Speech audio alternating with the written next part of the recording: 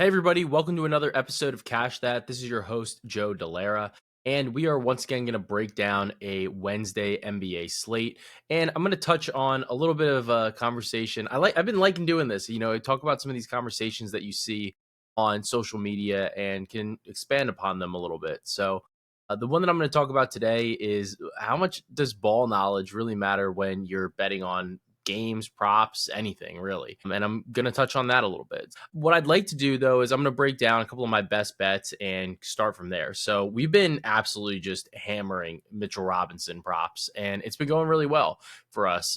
He's once again at over 7.5 rebounds right now, and I'm going to bet that again. He's hit this in all but one game this season. The Dallas Mavericks allow the most rebounds in the league to their opponents on a per game basis.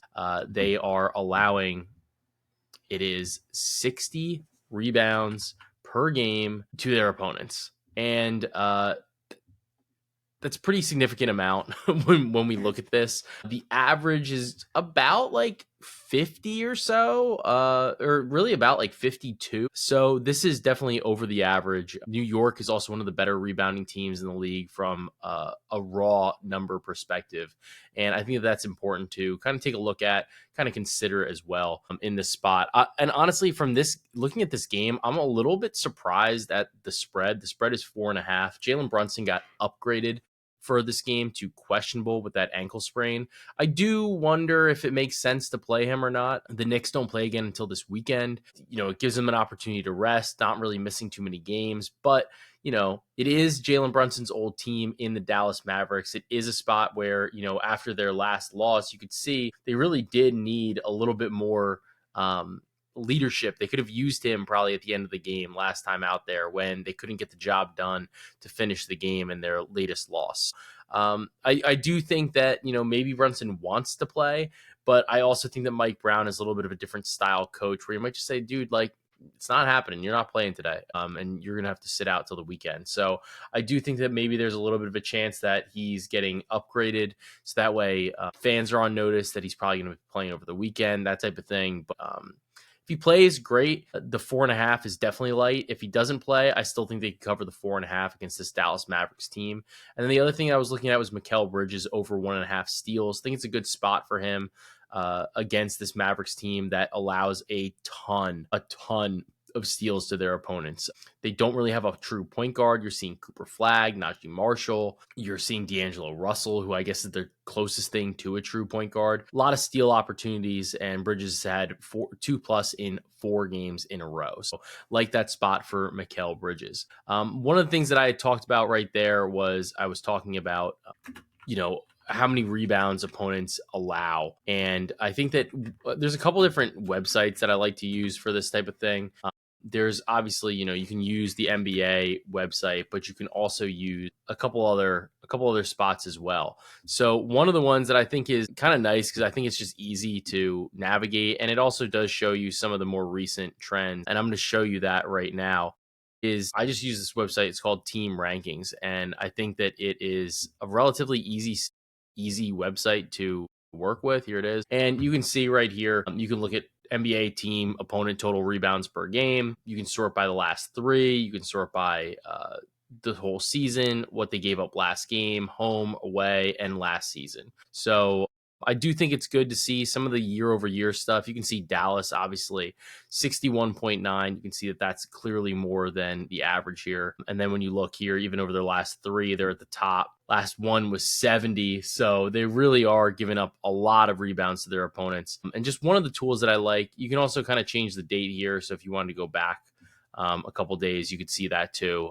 And how maybe it's progressed, or so to speak, since between then and now, or, maybe you wanted to go back to a point where somebody was hurt, wasn't hurt, that type of thing.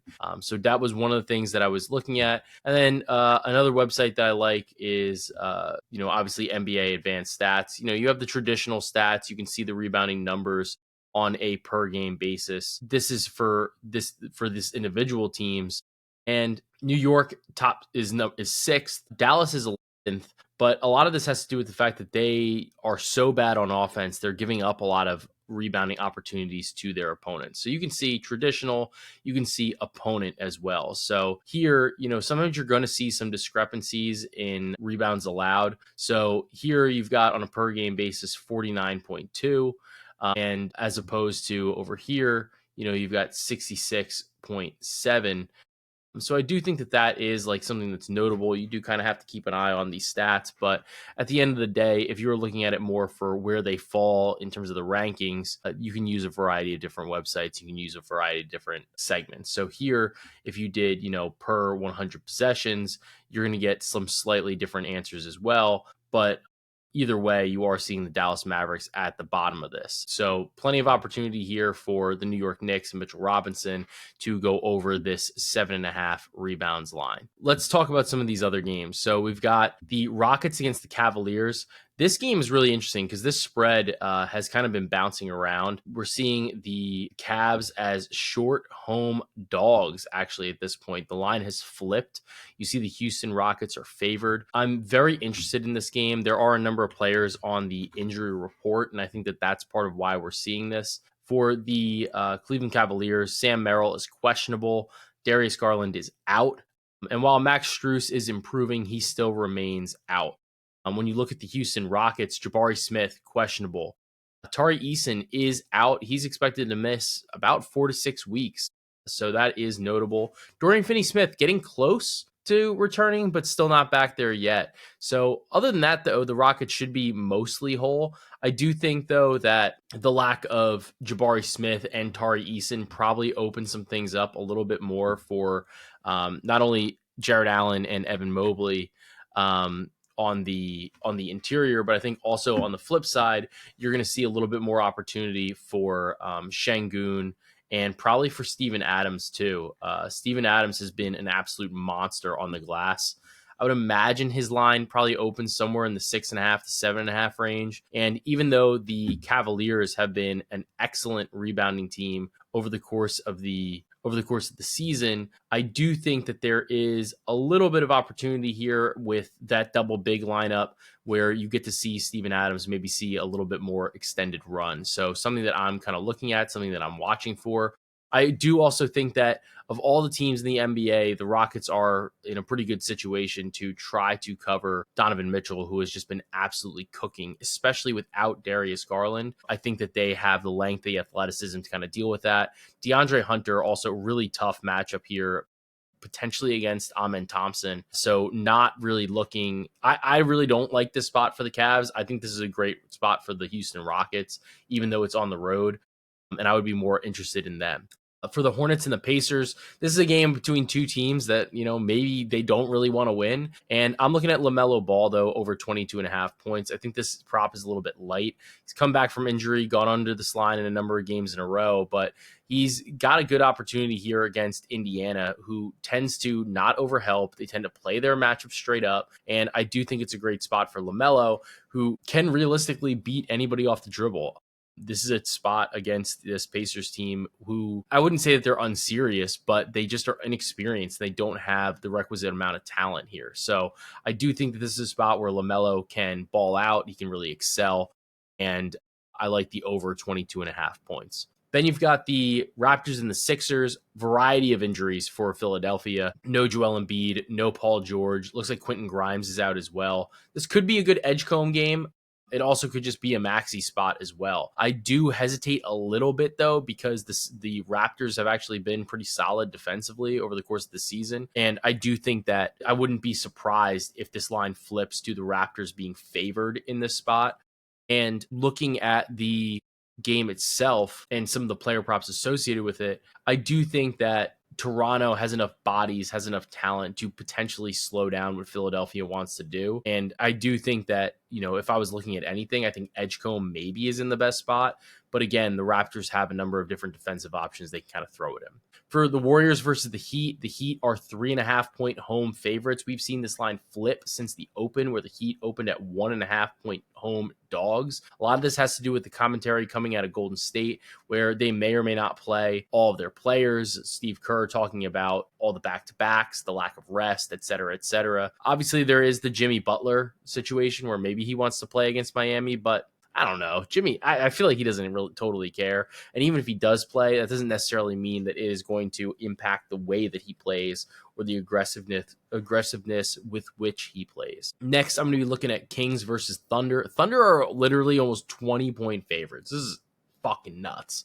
And the big thing is that Domantas Sabonis is out for the Kings, and then Aaron Wiggins is out for the Oklahoma City Thunder. I like Isaiah Joe over 12.5 points. He's been money on this line for most of the season, and he actually went over this with 14 points against the Kings in his debut.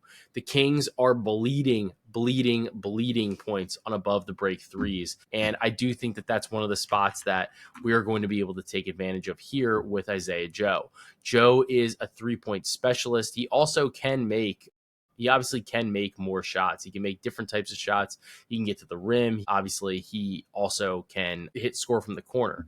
But one of the other websites that I like to use this website called Cleaning the Glass. And Cleaning the Glass, part of why I like it is that you can look at some of these things, including offensive shot frequency, defensive, but also what the frequency is versus the accuracy. So here, if we look at defensive frequency, you can see from 3-point range, if you look, you can see Sacramento, they're actually okay. So they're actually in the top 10 in terms of frequency allowed. They're getting crushed in the mid-range. They're getting crushed in short mid-range in terms of frequency. Those are typically shots that you want to allow. However, when we look at what they're doing from a defensive perspective here, they're getting destroyed on these non-corner threes. So overall, they're allowing 36.8% from beyond the arc, 179 of 486 shots. But on the non-corner shots, they're allowing 38.1%, which is above this league average of 35.4%. And they're better at defending the corners at 33.3%. They continue to allow looks at the rim, which I don't know if that's going to necessarily get better or worse with or without Sabonis, but I do think that it's notable here. Looking for, Isaiah Joe, you can go to his page. And one of the things that I like here is you can see what his shooting frequency is. And this season, although his corner 3 percentage is up a bit, he's still taking 76% of his shots from 3-point range. So great spot for Isaiah Joe. And his accuracy is, again, it's excellent. 43% from 3, which at this juncture would be a career high for him. Career high in effective field goal percentage. When he does get to the rim, he's effective at finishing, which I think is important here given the context of this Kings matchup. And then also we're seeing him shooting 43% from beyond the arc on pretty significant volume, 70 shots in 10 games. So he's averaging 3 makes on 7 attempts every game. Really good opportunity for Isaiah Joe. Additionally, what I did notice with Isaiah Joe is that when this team is kind of blowing teams out, he's not necessarily one of the players that gets his minutes cut in that rotation. He's obviously not a Shea. He's not a Chet. He does seem to get a little bit of additional burn to get some of those stats up, get into a little bit of a rhythm. So I do like this opportunity for Isaiah Joe against the Sacramento Kings. Next couple of games, the Nuggets versus the Pelicans. Pelicans are 13.5-point dogs. I do think that Denver is going to come out pretty seriously in this one. Tough loss to the Chicago Bulls. They were constantly pushing, pulling, making efforts there. But one of the things that I thought was interesting was Jokic made some comments after the game because it did appear that they were, I don't want to say targeting him defensively, but it was almost like Denver was a little bit like weak defending some of their actions, and they almost seemed like a step slow in their rotations, their reactions to shots, their reactions to ball movement. And I do wonder if that becomes something that's a pressure point moving forward. I do not think the Pelicans have the personnel to do so. We'll see if Zion Williamson is able to play in this one. But if he's not, I think Derek Queen stuff is probably decent. Look, he's been really solid for New Orleans so far this season. And I do think that this is a Nugget spot regardless of the double-digit spread. A lot of double-digit spreads, though, in the association because we got the Wizards and the Wolves. Wolves are 15.5-point favorites. Got to wonder if this is just, Anthony Edwards against a shitty team situation again. So last time we did this, grabbed like over 26.5, just jumped right to 30 and 35 plus. Probably something I'm considering. I'm going to wait and see where like the line comes out, how it's priced. And that's something I'm going to be checking out. And then the Bulls versus the Blazers. Blazers are on a back-to-back. Chicago looking to build off of that big win against the Denver Nuggets. I will say that Drew Holiday did not play Tuesday night, would imagine that Drew Holiday plays in this game. Could be looking at a good PRA spot, given the fact that he will be the one guy that maybe has a little bit of extra rest for the Portland Trailblazers. So that's my quick breakdown of the slate. Next, I want to talk about this concept of, ball knowledge. Does it matter? Like what is the deal with this? And the conversation from what I was looking at was essentially, people saying like you need to have ball knowledge in order to excel at betting a particular sport. And then there's the other side of the coin is, well, like it doesn't really matter. It's math. And I think that both things are like somewhat true, but for probably not the reasons that you're necessarily going to think. I think the math obviously matters. Math is the most important thing that you can do here. And, Asian here. So like love me some math. And I do think though the math is the number one thing. Like you shouldn't be betting on things if it doesn't have the right price, if it doesn't have the right implied probability, if it doesn't have, you taking account for what you think the probability is versus what the odds are saying the probability is, and then you have some sort of edge there. If you don't have the math on your side, I really don't think you should be betting on something unless, obviously people like to bet things for fun. They like to throw things in on like a hunch or this or that. Like, I'm not telling you that you can't do that. I think that it's also not the worst thing for account health, which is a different conversation. But I do think that like if you're not betting with a mathematical edge, like you're going to lose. It's like I think the best way to put it is like if you play blackjack, right? Because I feel like a lot of people like to play blackjack, and there is like a set book of rules that you should play by. And in certain situations, you should always do this. You should always double. You should always split. You should always do this. Like you should, whatever, right? You should always hit in certain instances. You should stay in certain instances. And people often run into this situation where they go, well, like, I don't really want to do that, or I always do this because of, and then they give you some reason. And at the end of the day, I think the problem, there's two things in this, right? So one is that let's say the book tells you that you need to double on every time you see this particular combo, right? And you're playing, you're like, well, like I've been kind of running cold, I don't want to do that, like I don't really have the bankroll to bet it double, like whatever. You make a decision and maybe it works out for you and you win. Or you do hit on something and it turns, like let's say you hit on like a 14 or something like that, and you're not supposed to hit. But you hit anyway, and you wind up getting a 7, so you get a 21, and you're like, look, like that worked. It worked out for me. And I think the problem is that people use these smaller sample sizes, and it's one of the things that goes into like some of the hit rate stuff, where it's like if you only are relying on hit rate and you're not talking about what the matchup is, if you're not talking about some of the other underlying pieces of data in your analysis coupled with the price, right? But if you're only talking about hit rate and you're saying, well, like this happened in 8 of the last 10, it's like, okay, yeah, sure, great. It's not the same matchup. It's not the same circumstances, whatever. When you're talking about these smaller sample sizes, though, you don't have the same opportunity to see an event play out the variance. And that's why, like, when you talk about mathematical models, a lot of times they'll say, like, this was run hundreds of thousands of times, and that's how, or like 1,000,000 times, and that's how we ended up here. That's how we ended up at saying, this event is X percentage probable to happen, right? And I think that if you don't like use it that way, and you don't think about the math and you don't think about the numbers in that way, then you're going to set yourself up for failure, because anything can kind of happen in a smaller sample size. Like there's a lot more ability to have variance. And that's part of why, when you even talk about different sports and their playoffs, right? How like the NFL is highly variable in the playoffs because they're one game and anything can kind of happen in one game. If you look at Major League Baseball, there's more variance to that sport. Just even though there's more games in each individual series, there's more variance because there's so many more different moving pieces. Like a pitcher could have a bad day. That pitcher could also, maybe your best pitcher can only maybe pitch once in a series because of the way it lines up. There's a lot more variance. Whereas in the NBA or even in the NHL, you generally are seeing the better teams win over the course of not only a season, but also in a series, because that variance gets to play its way out. There's hundreds of possessions in those games, as opposed to in football, there's maybe only, like each team only gets the ball maybe like 6 or 7 times, maybe 8 times. It's not the same. because there's higher variance in those spots as opposed to in the NBA. Same kind of goes for some of these props and some of the projections, especially where you say, like, I project this player to go over this line. It's not really even the projection to go over the line because there's some math involved in that as well. But like, let's just say somebody's points prop is 10, right?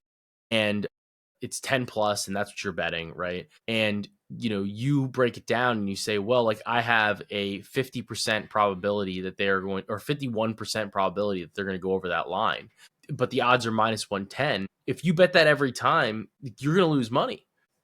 I think that that's important to remember, because you could say yeah, like, I'm winning over half of my bets. You're still losing money, because the math matters, and you need to account for the VIG, you need to account for the juice, you need to account for all of the math aspects of it. But why do I think that ball knowledge is important? I think there's literally just like a million props to bet on. There's a million things that you can bet on. And if you're not somebody that's just going to go out there and hammer out 100 different bets because your model's projecting a positive outcome for you, I do think that knowing where to look, or knowing which game to look for, or looking at a particular matchup saying, I think that this player is going to play well in this particular matchup for X reason, I think that helps you at least get a kickstart into what you want to play, into what you're looking to play. But I do think that at the end of the day, you should probably try to match that up with whatever the math says, what the projections say, what your modeling says, and try to look at it from that perspective. I do think that it's important to try to harmonize some of those things, because if you looked at a particular prop and you said, well, like,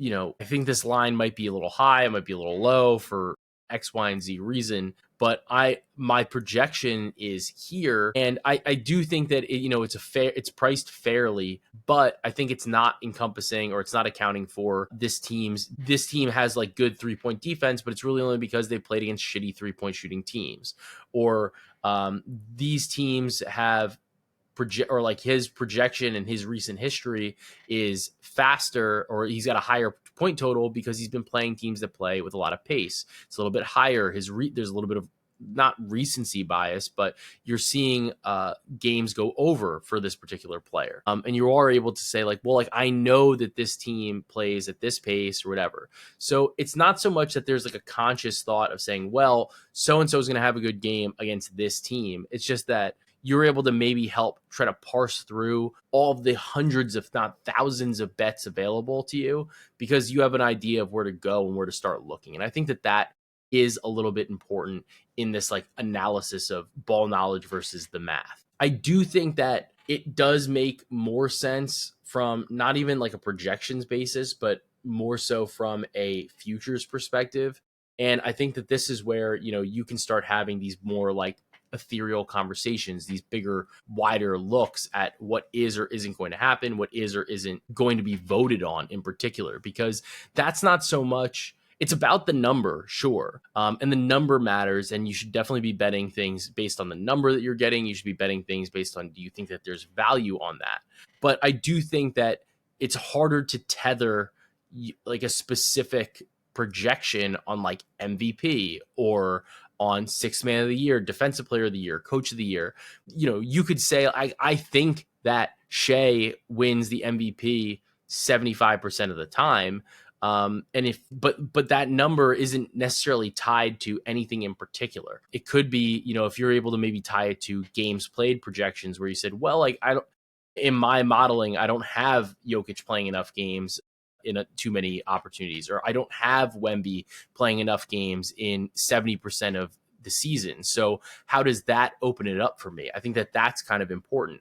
But I do think that for futures and that type of award, that type of betting, you can get certain probabilities with, maybe to win the East, to win the title, to win the division. Those are a little bit more math based because they are built around a parameter of of a specific game of specific outcomes. If somebody's going to average a certain point total, if they're going to average a certain rebound, are they going to lead the league in threes? Are they going to do this? Are they going to do that? That's all based on math.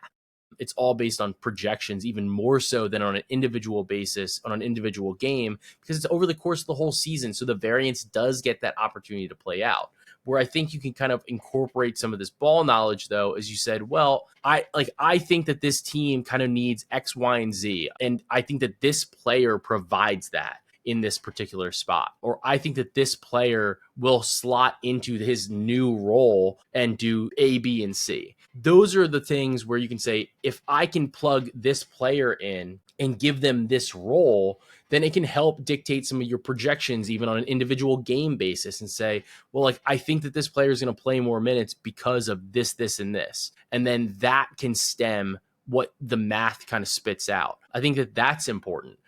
So I don't think that you can really say that they're totally in a vacuum, but I do think that, they have to kind of coexist, and there's a reason that they should coexist. I also think, if it's one thing, if you're somebody that can just go out there and you're just willing to go bet on any sport, you don't care what it is, and you will dig into it, find an edge, whatever. A lot of people aren't doing that. And I think that it's harder to pay attention or to care as much about every sport. It's much more difficult to do so. So if there's a sport that you like and you're able to then bet on it and be more tapped in, be more willing to pay attention to some of the storylines, some of the overarching narratives, some of the injury report stuff. Maybe you follow more beat writers, so you feel like you have a better sense of what is the inside information, like what are the tea leaves saying, what is this team doing, what are the vibes in the locker room, like how is this impacting the team, how is this impacting the bet, how is this impacting the probability of those events happening. I think that's where you see the cohesion between the two. Between the math and the ball knowledge. So I think there's a place for both, but I also think that you really do need to use both in order to be effective, or at least be as effective as you possibly can be. I'm sure there's people that disagree on both sides of that, but I do think that when you really break it down, you're able to extract the most out of the situation if you understand the math of it, especially, but also if you're able to kind of temper that with a little bit of an idea of what's going on. Is there something that I'm missing? Did the coach say something? Did any of these things happen that maybe will impact what the math is? And obviously, at the end of the day, if you are modifying your projections based on something that you saw, something that the coach said, something that's kind of come out through some of the injury reporting or anything like that, sure. But it does just genuinely and generally provide a basis for why the math is different or why the math matters. So just my little talk and my little thoughts on, does ball knowledge matter when you're betting on sports? As for pods and recs, I am going to recommend, we are getting close to Thanksgiving, so I'm going to recommend making sure you get like your free turkey or ham, whatever you prefer from whatever your food store is. I feel like it's always something that you get. And look, if you've got multiple family members, maybe you're not even going somewhere, or maybe you're not hosting, you're going somewhere and you're not responsible for it, get like a ham, or get a turkey, do whatever you got to do. Cook it yourself. I think ham is a little bit easier to do. It's generally like pre-seasoned. It's not that complicated. Make yourself a bunch of sandwiches, like have the meat. It's basically free. So definitely recommend that. I really can't talk about it more. It's the best. I think that those turkey or ham sandwiches after Thanksgiving are some of the best sandwiches that you're ever going to have. Besides that, I always like to take the ham, especially. I'm a big ham guy, and I like to make like Western omelets in the morning. It's one of my favorite things in the world. So I'm going to recommend that, and I'm going to recommend Western omelets because I think they're healthy-ish. I think they're pretty solid, and just a good way to start off the morning. Get a little omelet in you and call it a day. So you guys know, fuel up, keep up with your ball knowledge, keep up with your math, continue to go to school, and we can continue to cash that.